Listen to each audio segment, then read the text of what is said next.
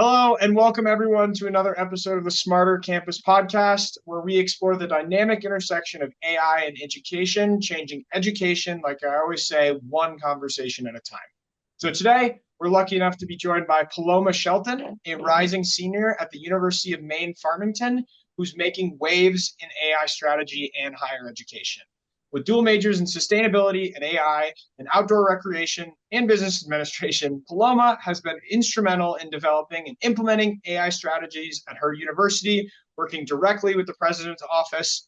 Paloma, I'm honored to have you here. For everyone watching, I think it would just be kind of a good start to give a little intro further on yourself and like how you got involved and interested in AI and education. Yeah, thank you so much. I'm excited to be here.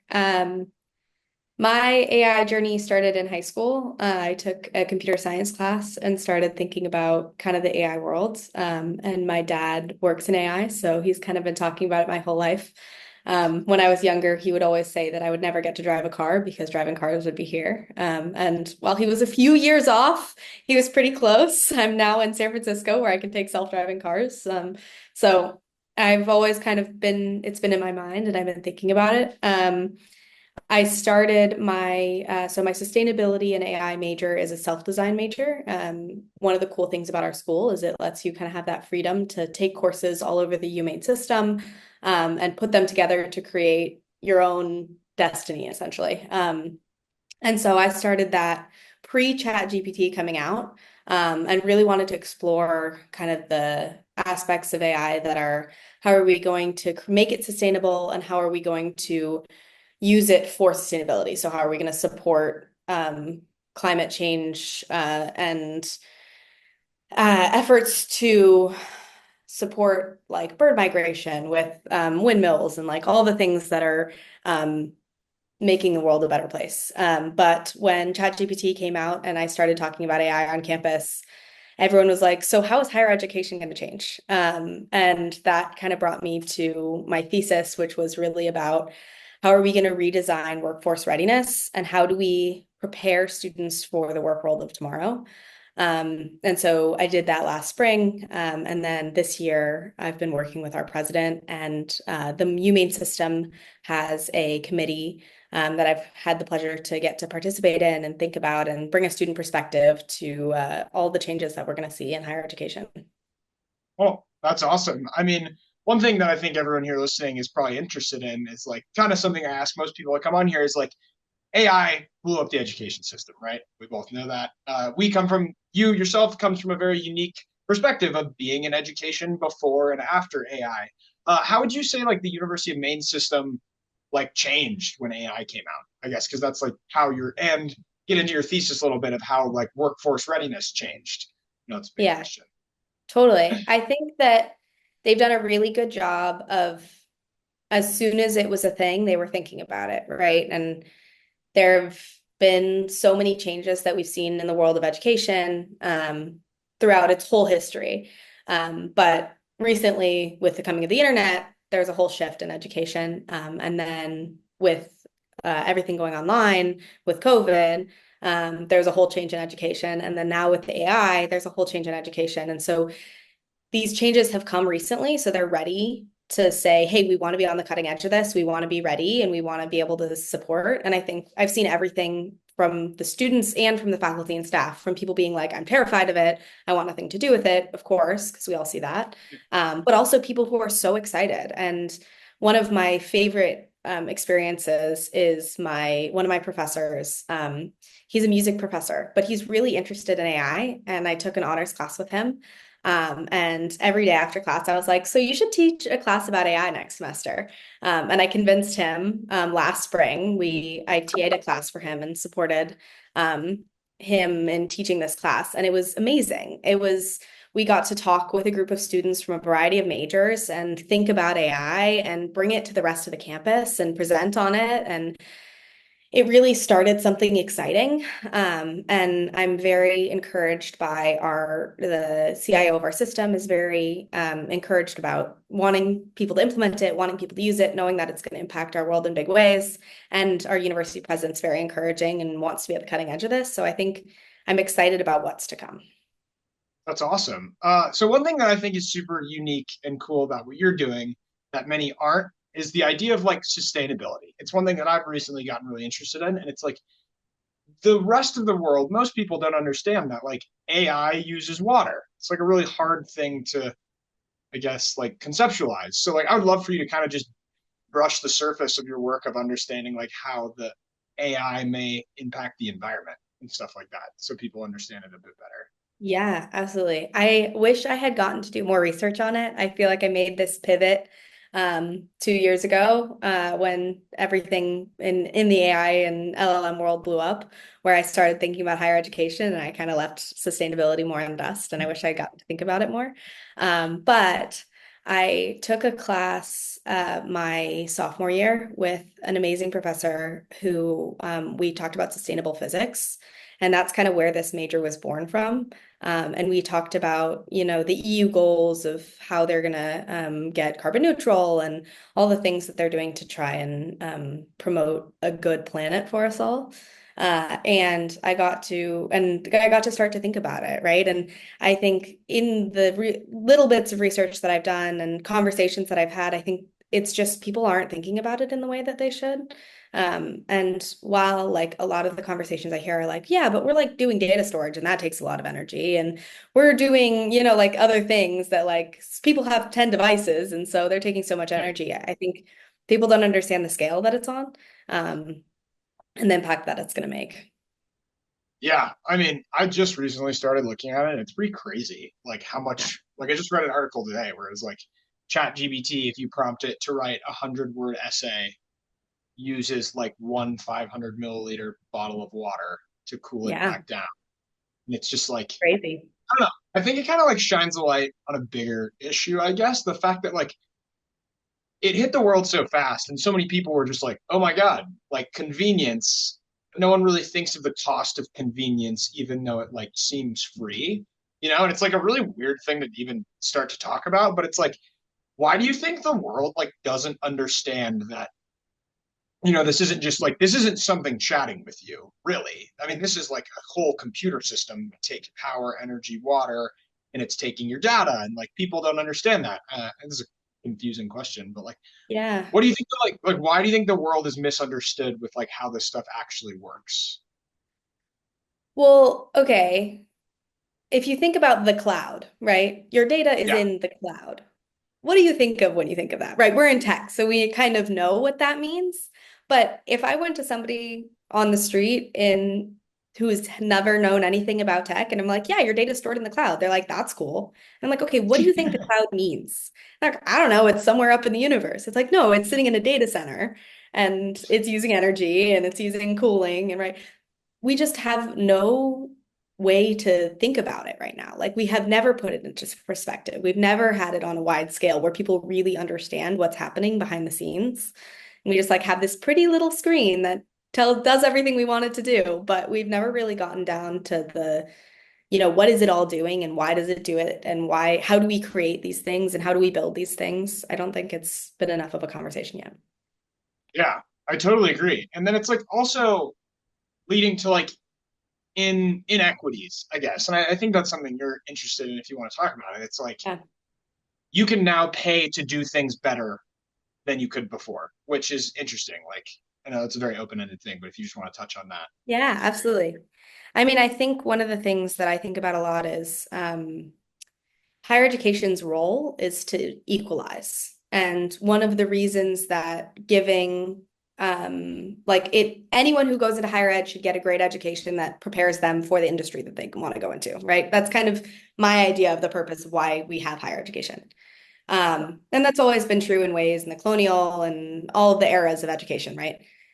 And then, so we're at a point today where one of the reasons that I advocate so much for AI being brought into the education is you can pay, right? You can pay for 4.0, you can pay for whatever the latest, greatest model is, and you can get more understanding about the ways that your work world is going to change. But if you're sitting like I am at a state university in Maine, where people are like, why do I want to think about this? Why do I want to touch this? Like I'm hearing that from my peers. Um, they're not going to be as prepared for the next generation of what work is going to look like, at least as we see it now. I mean, the world could change tomorrow, but at least the way it looks right now. And they don't know. And the point of education is to teach them why. So I think that AI could be the great equalizer that gives everyone equal tools. I mean, think about the two sigma problem, right? If you give a tutor to every student, they perform so much better. And this could be the way that we do it, but it needs to be done right. And we need to be able to give everyone the tools. And I think that's one of the great things that, I mean, I love about Boodlebox, and the reason that I've encouraged it to be brought into our education system is like it gives access to everything and gives the tools so that everyone has the same access and it's not a pay to play. Yeah. I mean, and that's the one thing that we, that was kind of born off of is the idea that like you can't pay to win really anymore. And it's like the students that can, like then like everyone needs to learn equally. And I think this kind of is like a nice transition into like what you focused on in your thesis, really. Like how can we use this to like what is education now, right? Like that's kind of Right. what it was all about. It's like how is education changing as the workforce is changing? And it's like the one thing I would love to hear your opinion on is like how do you think teachers and students relationships is going to change as like this is arguably one of the first times in history is that most students know more about what's next than teachers, right? Yeah, I feel like that's been true before. I Okay. feel like every time there's a new technology, the young people are may know more about it than and they're excited and they're like the people who have always done it the same way want to keep always doing it the same way. But I think that we're there's an interesting turning point right now where it's like, I don't know, the the ability to do anything, right? And like the relationship between the student and the professor is going to change. The thing I talked about a lot in my thesis was knowledge-based versus method-based. Okay. So the knowledge-based education is like you're going to sit in a classroom and you're going to get lectured and you're going to memorize the information and you're going to take a test on it and you learn the knowledge, right? But my argument about why higher education is important and education in general is important is to learn soft skills, to learn the way to interact, to learn to present, to learn to have a conversation. Um, and to me, that's method-based. So method-based is like, okay, how are you going to learn? You're going to learn by building a presentation and collaborating with people and creating a more interactive education because those are the skills we need to learn. Like AI can regurgitate any information we need at the touch of a button. So the memorization and hyper specialization isn't going to be as important, where the important thing is going to be how do we learn to work and collaborate and have the interaction. So I think the change of the student and professor interaction is going to be much more like working together and learning those skills as opposed to just like memorize this. Cool. Process over product, kind of, Right, is like, exactly. yeah. Yeah, Uh, absolutely. yeah. One thing I have a question for you is, I mean, you're obviously a thought leader in your university, and I don't even know within the space as a whole. What's your like advice for a teacher or student that is, like you said, you have a lot of peers that are like, why should I touch this? Like, what's your advice to like, this is why you should touch it, and this is how you should start going? Yeah, I think it's really easy to say, I don't have time for this. I don't want to think about it. The way that I'm doing it works. And it's true. Like the way you're doing it, you're getting something. But all of the studies that I read told me that people who are hiring feel like everyone coming into the work world is unprepared, and students feel like they're unprepared for the work world. So this to me demonstrates that we need to change. And you, as a student, now have the power to, with the touch of a button, learn anything you want. Um, and it's not that hard. And especially if you're in a university that's giving you resources, like use them, get excited about them. Like if you just start engaging in the space, you are enabling yourself to be one step ahead when you enter the world. And as a professor, like, yeah, it's scary. It is like there are scary things about it. And especially like thinking about the way that you teach is going to change. That's hard. But if your goal is to prepare your students for the world that they're walking into, this is the way you have to do it. And once you start using it, the hump gets easier. And there's so many resources out there and people out there to support. And that's what I always tell my faculty and that I'm working with is like, I'm an email away, right? And Yeah. I go into classes and I talk and we have conversations and I talk to students, but there are people there who are encouraging and want to support you. Yeah. And I mean, I think your story is very inspiring for teachers and students everywhere. And like one thing I'd like you to kind of touch on before we're done here is like there's lots of students like yourself that are kind of leaders in the space around the country, but not very many of them have kind of had the guts, I would say, to kind of like go up and make a difference in your institution. Like say some student sitting in his classroom or his or her classroom is like, I want to make a difference in my university. Like, what's those first steps that you did to like get on that council to kind of like make that difference at your university?